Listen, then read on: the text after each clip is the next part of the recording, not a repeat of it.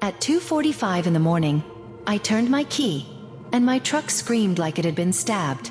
The entire neighborhood woke up. My heart dropped, because I already knew what that sound meant. Someone had crawled under my truck in the dark, and stolen my catalytic converter. What they didn't know, by the end of the week, I'd be watching their car get ripped apart by a crane. I'm not a violent person. I don't scream. I don't throw things.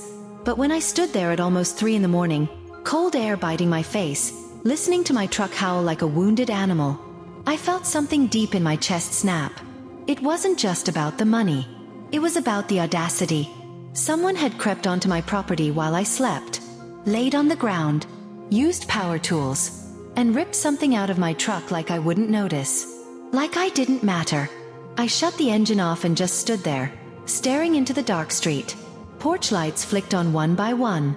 Neighbors peeked through curtains. And that's when it hit me. This wasn't random. Catalytic converter thefts had been happening all over the area. Fast, organized, bold.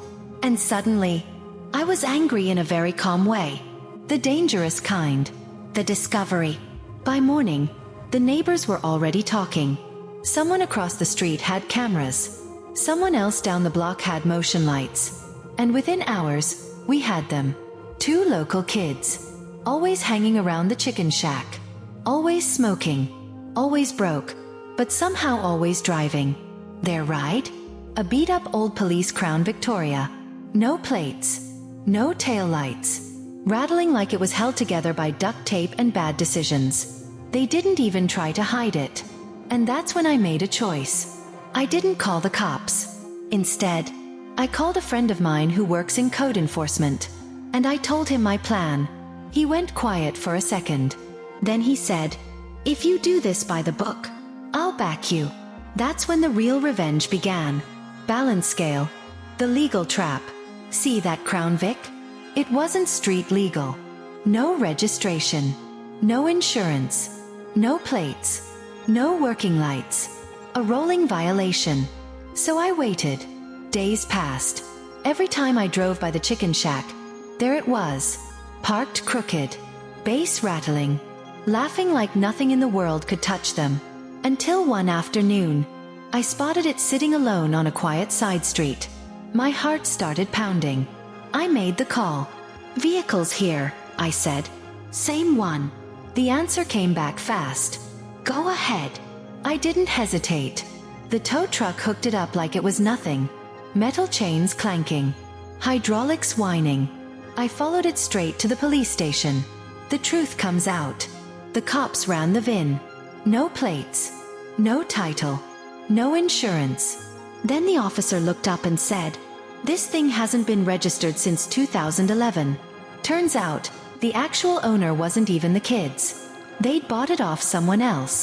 No title. Back fees owed. A complete mess." The cop sighed. "Honestly? You can take it to the junkyard. We'll issue a certificate of destruction." I felt something warm spread through my chest. Justice doesn't always yell. Sometimes it whispers. The panic sets in. Meanwhile, those 2 idiots were losing their minds. Running all over town. Calling friends. Accusing everyone. They thought the car had been stolen as a prank. Because the lock was so worn out, you could start it with any key. Eventually, they tracked it down. The junkyard. And instead of walking away, they tried to steal it back. The final mistake. One of them distracted the junkyard owner. The other tried to hop in the car. What they didn't know, the junkyard already knew who they were. And earlier that day, they'd cut the drive shaft. The police were called. Again. This time, for attempted theft. They were arrested on the spot. And then, the crane started moving. I missed the arrest. But I didn't miss the aftermath. When I arrived later, the Crown Vic was already on the ground. What was left of it? Twisted metal. Exposed frame. Shredded panels. It looked like a toddler had taken it apart out of pure curiosity. The junkyard operator told me they watched the whole thing. Those kids. Handcuffed. Silent. Forced to stand there. And watch the machine rip their precious car to pieces. No yelling. No music. No escape. Just consequences. And for the first time since that 2:45 a.m. morning, I slept like a baby. They're out of jail now. Haven't left their trailer. Last I saw, there was a beater Jeep Liberty in their driveway. No plates. No tags. I already called it in. Because revenge doesn't have to be cruel. Sometimes, it just has to be correct. If this story made you smile even a little, hit like, subscribe, and tell me in the comments. Have you ever seen karma hit this perfectly?